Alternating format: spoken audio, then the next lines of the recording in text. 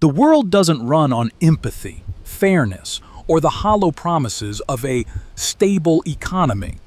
It breathes through the brutal pulse of a beast known as the cycle. While the masses are drunk on the illusion of growth, drowned in the sweet anesthesia of cheap money, the scythe is already being sharpened in the shadows. Here is the cold, hard truth the media refuses to tell you. Money never disappears in a crisis. It simply migrates. It flows from the pockets of the panicked into the hands of the patient. It shifts from those who see assets as lifeless numbers to those who understand that assets are absolute power. History doesn't remember the fearful. It carves the names of those who saw gold while blood was staining the trading floors. Today's episode is your strategic map to stop being the prey and start joining the ranks of the apex predators. Welcome to the invisible driver, where there are truths that society doesn't want you to know. You've been told that inflation is a natural disaster, like a hurricane or an act of God. They tell you it's just rising prices. They're lying. Inflation isn't a disaster, it's a theft. And to understand how this theft is committed, you must understand the Cantillon Effect. Imagine a massive fountain in the center of a desert.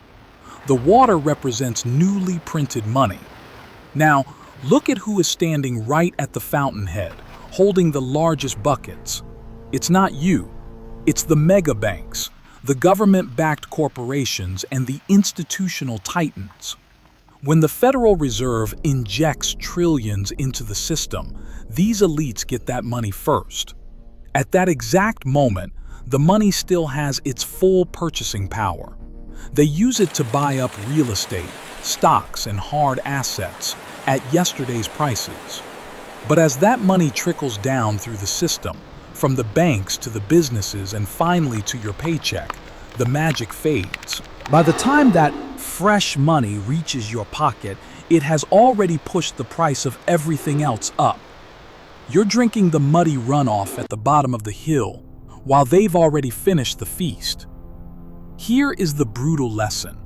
In this system, those closest to the printer win, and those furthest away pay for it through the invisible tax of inflation. You aren't getting poorer because you aren't working hard enough. You're getting poorer because the very currency in your hand is being devalued by design, before you even earn it. But if the printing press is their weapon of choice during the boom, what happens when they decide the party is over? What happens when they stop the fountain and start the harvest? To find out how they use interest rates as a surgical blade to cut the fat off the middle class, we need to look at the shadow of the FED. And trust me, it's darker than you think. They call it monetary policy. They call it inflation control. But in the shadows of the boardrooms, it has a much darker name: the scythe. For years, the Fed keeps interest rates near zero. They want you to borrow. They want you to buy the house you can't afford, the car you don't need, and the stocks that only go up because of the cheap money we talked about earlier. This is the fattening of the cattle. But then, the wind shifts.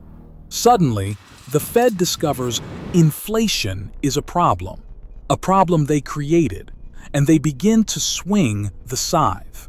They hike interest rates rapidly, surgically.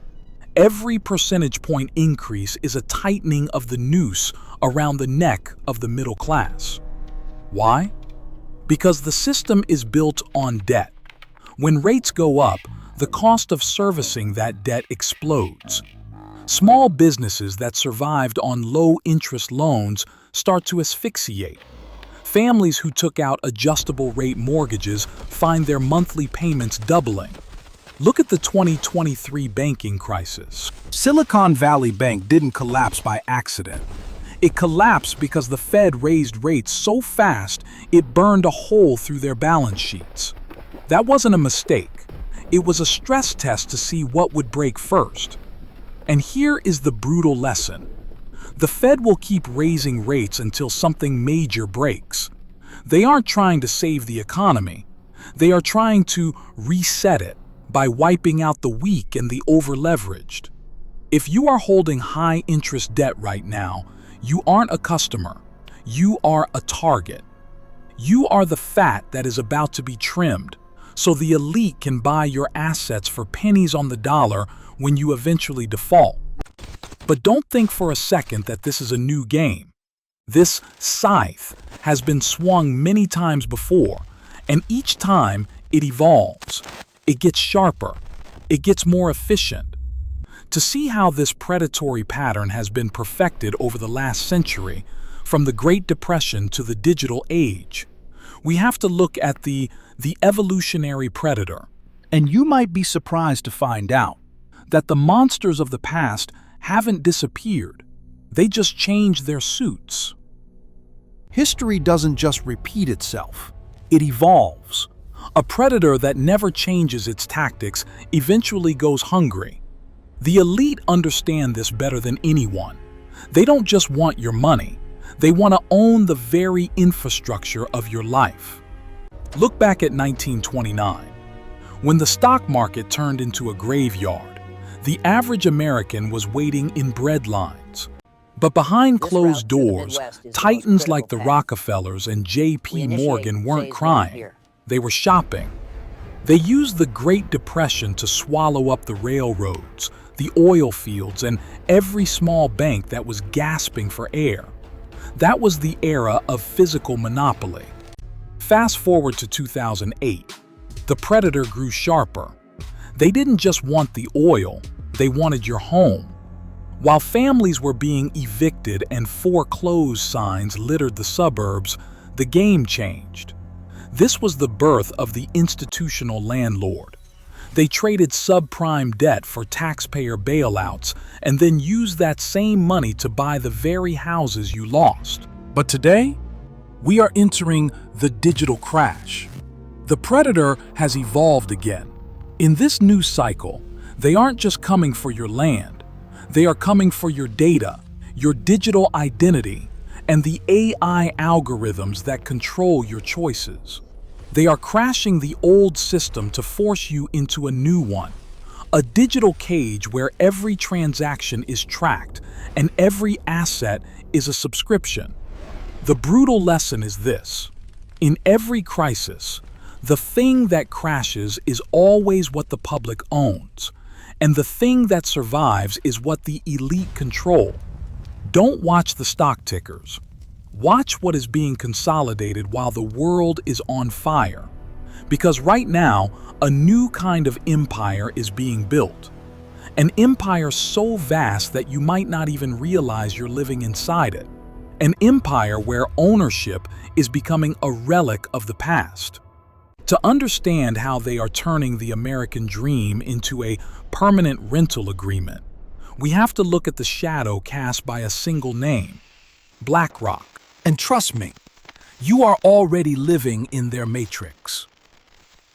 Imagine the American dream. A house with a white picket fence, a yard for your kids, and a deed in your name. Now, imagine a shadow stretching over that house.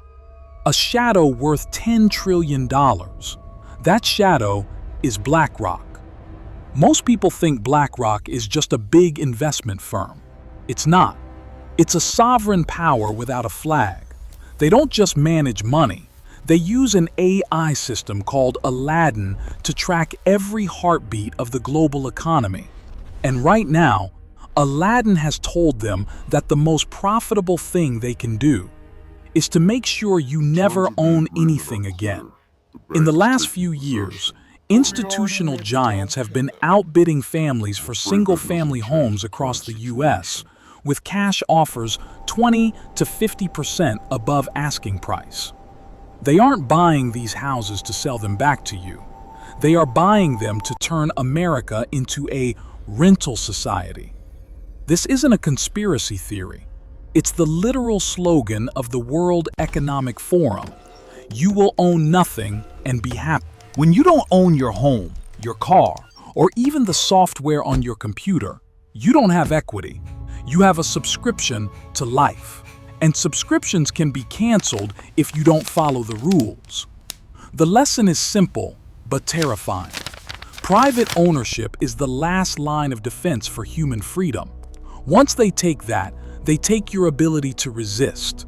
You become a permanent tenant in a world they own. But how do they know exactly when to strike? How do they time these mass buyouts so perfectly while you're still reeling from the latest news cycle? The answer is hidden in the very math of the financial system, the matrix code that the elites use to predict the exact moment of the next collapse. Want to see the code for yourself? Then you need to understand the yield curve, and I'm going to show you how to read it before it's too late. The masses look at stock prices to see how the economy is doing. They look at the noise, but if you want to see the code of the matrix, you have to look at the yield curve. Think of the yield curve as the heartbeat of the financial system. In a healthy world, lending money for 10 years should pay you more than lending it for 2. That's common sense. But when that curve flips, when short-term debt pays more than long-term debt, it's called an inversion. This is the system screaming that it is suffocating. For the last 50 years, every single major U.S. recession was preceded by this exact signal. It is the closest thing we have to a crystal ball. But here is the part where most people get slaughtered. The Fed pivot. The media will tell you that when the Federal Reserve finally stops raising rates and begins to cut them, it's a sign of victory. They'll say, "The soft landing is here. Buy the dip." Do not listen to them. History shows that the stock market rarely crashes while rates are high. The real carnage, the 20% to 50% drops, almost always happens after the Fed pivots and starts cutting. Why? Because the Fed only cuts when they realize they've broken something so massive it can no longer be hidden. The pivot isn't the signal to buy. It's the starting gun for the great liquidation. The lesson you must burn into your mind is this. The elites don't react to the news. They react to the math. While the public celebrates a rate cut, the smart money is already at the exit, waiting to buy your panicked sell-offs at the bottom. If you can read these signals, you stop being a victim of the cycle and start becoming its master. But even with the right data, most people will still fail. Why? Because of a primal, biological weapon that the elites use to freeze your brain at the exact moment you should be acting. To survive the coming shift, you have to understand the VIX trap, the art of weaponizing your own fear against you. And that's exactly where we're going next. Meet the VIX. Wall Street calls it the fear gauge. I call it the heart rate monitor of the doomed. The VIX measures the expected volatility of the market.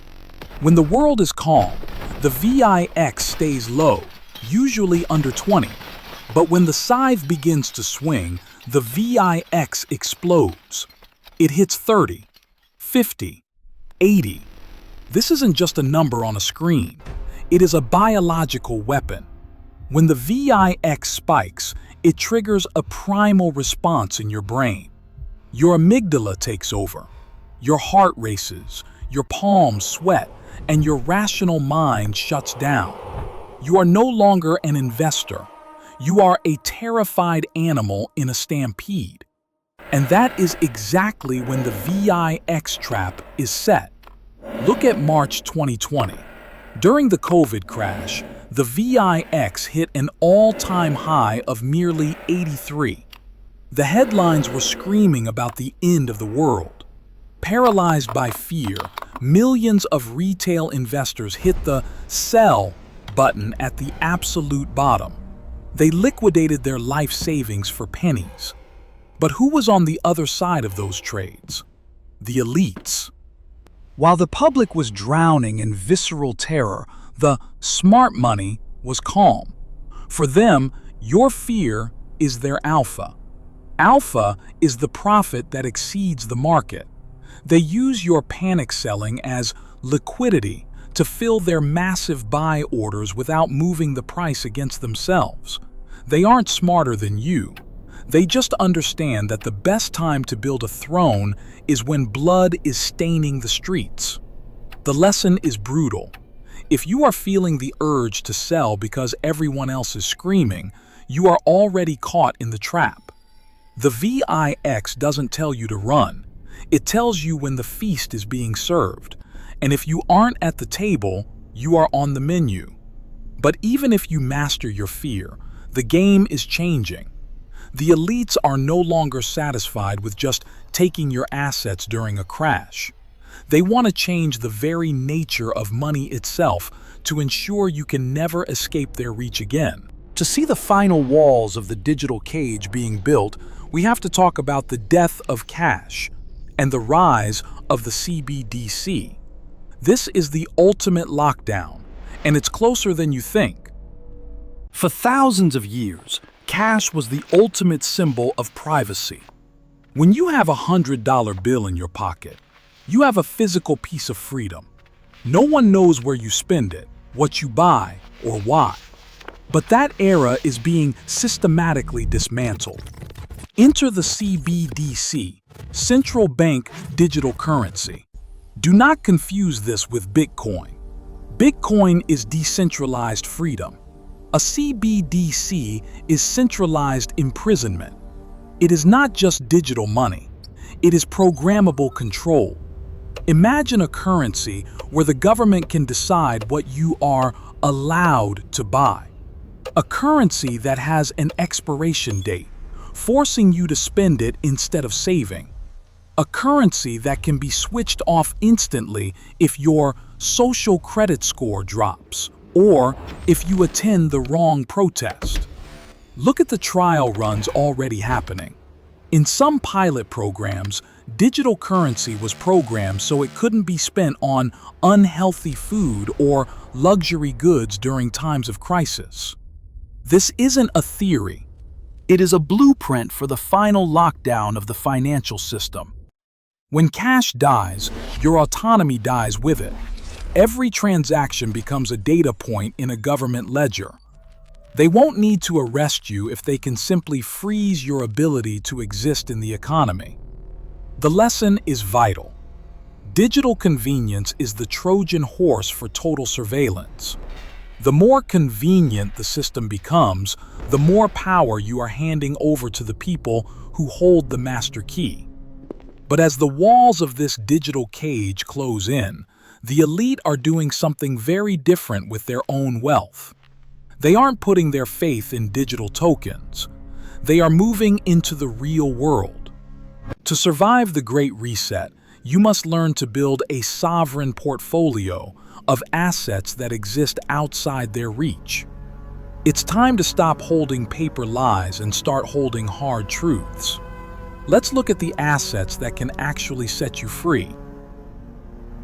If you want to exit the matrix, you have to stop storing your life energy in things that can be deleted with a single keystroke. The system wants you in paper lies, 401ks, bank balances, and digital I owe us. Why? Because a bank balance is not money. It is a permission slip. It is a record of what the system allows you to have until they decide otherwise. The sovereign individual doesn't chase paper gains. They accumulate hard truths. Think back to the 2013 Cyprus banking crisis. In a single weekend, the government decided to bail in the banks by simply taking a percentage of everyone's savings directly from their accounts. The people with paper lies woke up broke, but the people holding physical gold, productive land, or decentralized assets, their wealth was untouched. They held the keys. The system did not. To build a sovereign portfolio, you need 3 pillars. First, physical scarcity. Assets like gold and silver that have no counterparty risk. Second, productive sovereignty. Land that can grow food or real estate that produces cash flow assets that provide utility even if the dollar collapses. And third, digital sovereignty. Bitcoin, not because it's a get-rich-quick scheme, but because it is the first time in history we have a global ledger that no government can censor or freeze. The lesson is simple. If you don't physically or mathematically own it, you are just renting it from the elites. Ownership is the only shield against the scythe. But here is the danger. Even if you hold the right assets, you can still lose everything if you don't control your perception. There is a silent war being fought right now for the most valuable territory on Earth, the space between your ears. If they can control what you believe, they can make you give up your gold for glass beads. To win this fight, you must understand the art of intellectual warfare. You need to learn how to filter the poison they call news before it burns your portfolio to the ground. In the age of information, ignorance is a choice, but distraction is a weapon. You must understand that the mainstream financial media is not there to educate you. It is there to provide narrative liquidity. When you see a breaking news alert on CNBC or a flashy headline in the Wall Street Journal, ask yourself, why are they telling me this now? Most of the time, by the time a trend reaches the news cycle, the smart money has already made its move. The media's job is to convince the masses to jump in at the top so the elites can exit. This is intellectual warfare. Think back to late 2021. While inflation was beginning to roar, the Fed and the media repeated a single word like a mantra: transitory. They told you not to worry. They told you prices would come back down. While you stayed calm and kept your money in devaluing currency, insiders and corporate executives were selling their shares at record-breaking speeds. They used the transitory narrative to keep you in the market while they opened the emergency exits. The lesson is vital. Stop listening to what they say and start watching what they do. Watch the flow of funds. Watch the policy changes. Watch the insider selling. If the narrative on the screen doesn't match the math on the ground, trust the math every single time.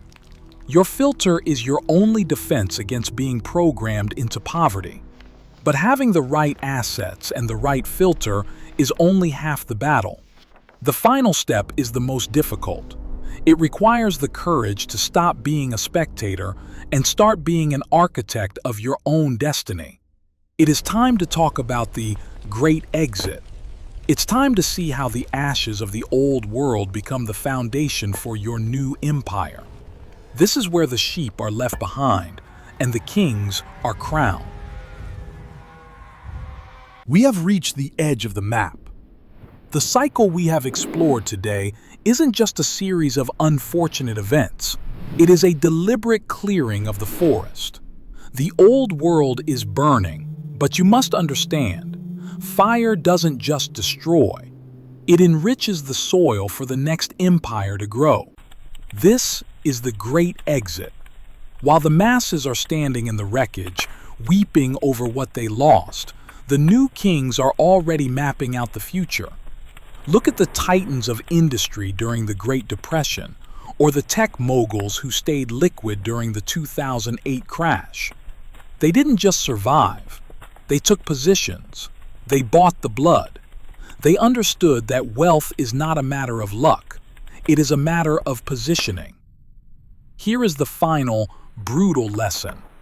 Your position in the next decade is being determined by the courage you show in the next 12 months. If you continue to play by the rules of the old matrix, you will be liquidated with it. But if you build your sovereign portfolio, filter the noise, and master your fear, you aren't just exiting the system, you are rising above it. The sun will rise again, but when it does, it will only illuminate those who were brave enough to stand in the dark while everyone else ran for cover. The invisible driver isn't just the person behind the wheel of a car, it is the person behind the wheel of their own destiny. You have the map, you have the code. Now, it's time to drive. Welcome to the side of the winners. Welcome to the invisible driver.